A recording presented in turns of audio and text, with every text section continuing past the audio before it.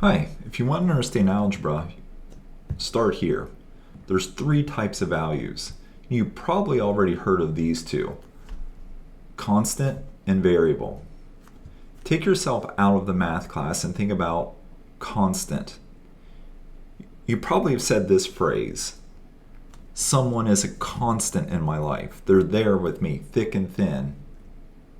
Well, that means that they don't change. Regardless of the situation, they are a constant in your life. Well, in mathematics, a constant is pretty much the same. They're values that don't change.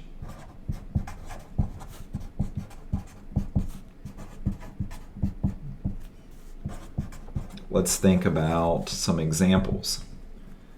You know what? That symbol represents something to you and it represents something to me. In 100 years from now, that symbol will represent the same thing.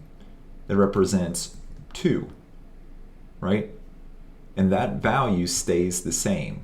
That symbol will always represent 2. How about a letter? Well, not all letters are English letters. This is a Greek letter. This is the Greek letter pi.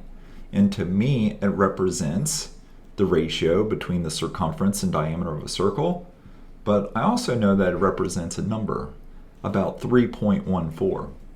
And again, I bet years from now, it will still represent that value. That's because pi is a constant. And then there's other letters that represent a constant, like the letter E represents a constant. We'll talk about E in future videos. Now let's talk about a variable. Like the name suggests, again, to take yourself out of the math context, a variable. If something is variable, what does that mean? That means it changes. So in the math context, same thing. They're values that change. Okay?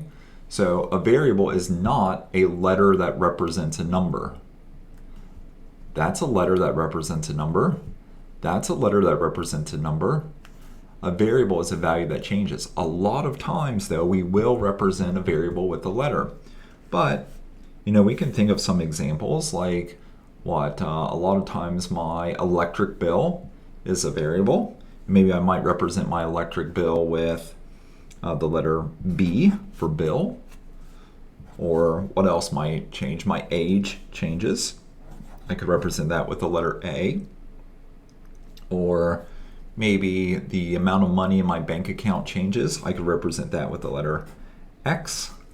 Or how much is in my paycheck. That also changes as well. I might represent that with another letter. So instead of writing out the amount of money in my paycheck this week, that would give me writer's cramp. So a lot of times we represent that with a letter, maybe the letter M. Okay?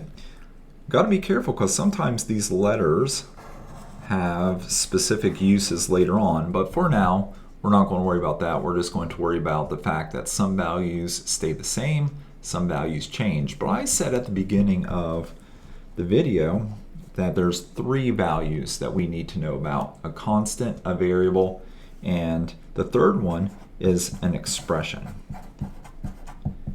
So what is an expression? It's the combination of constants and variables. When cell phones first came out, it was not uncommon for a cell phone bill to be an expression that combined both a constant and a variable. Because I remember when a cell phone bill could be expressed like this. Maybe they might charge you $20 a month. But that wasn't all, because they would also charge you 10 cents for every text that you sent. That's kind of hard to believe now because so many texts are sent on a daily basis. But 10 cents for every text. So it's not $20 plus 10 cents. It's $20 plus 10 cents per text. So per text indicates that we're going to be taking 10 cents and multiplying it by the number of texts. So I will put a T there that represents text. And again, if we got a constant, right, and a variable side by side, we know that they are multiplying together. And together we got this thing called an expression because it contains constants and variables. Notice that this expression has what we call two terms.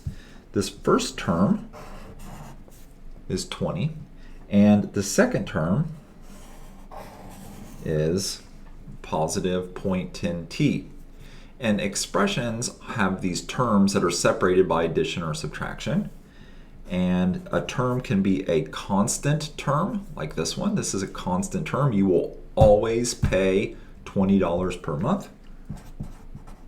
So that's called a constant term. Even though this whole thing is called an expression, the part of the expression is called a constant term. Why do we use the word term? Well, I don't know. Have you ever heard a commercial where they, at the end, they talk real fast, like terms and conditions apply? Term just means it's a part of the expression. So this part of the expression is constant. This term is called a variable term. Why is that called a variable term? Because that part of the expression changes, right? Sometimes you might pay 0 cents for text. Sometimes you might pay 10 cents. Sometimes you might pay 20 cents. It depends on what our variable is. So if the variable is 0, maybe you didn't text at all, then this term would be 0. But that term changes. It might be 0, it might be 10 cents, might be 20 cents. You get the idea, right? So we have terms. We have constant terms and we got variable terms that together make up these things called expressions. So that'll be a good foundation for us to know what a constant, a variable, and an expression is, so that we can use common vocabulary and then talk about things like if an expression has constant terms or variable terms and how many terms it has. That'll be on the next video. See you then.